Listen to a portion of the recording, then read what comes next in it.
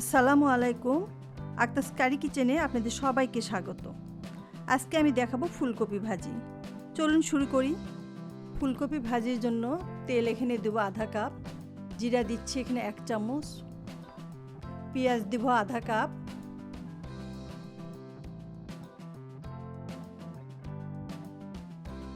ভালোভাবে নাড়িয়ে নিব। এটা কিছুক্ষণ নাড়াচাড়ার পরে কাঁচামরিচ দেবো এখানে 5-6টি, লবণ 1 চামচ, হলুদ 1 চামচ দেব,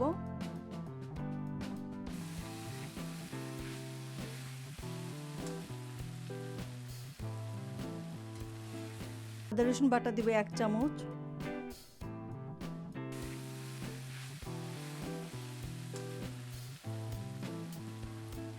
এখানে ফুলকপি মাঝারি সাইজের দিয়েছে 1টি,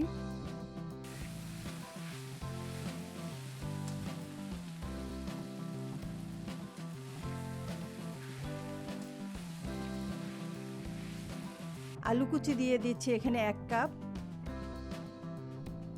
আলু একটু মোটা করে কুচি করে নিয়েছি।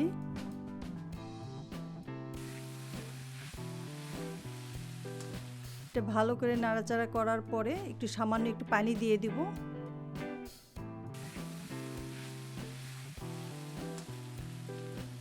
এখানে সিদ্ধ গাজর নিয়ে নিচ্ছি এখানে আধা কাপ।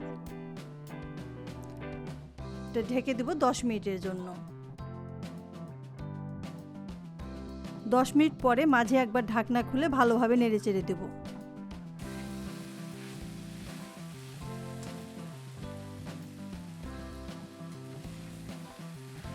পাঁচ মিনিটের জন্য ঢাকনা আবার ঢেকে দেব। 5 মিনিট পরে ঢাকনা খুলে আমরা ভালো করে ভেজে নেব।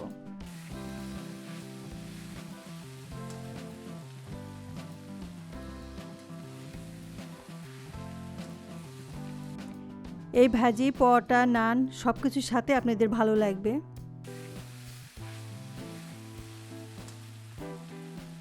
বাস হয়ে গেল আমার ফুলকপি ভাজি।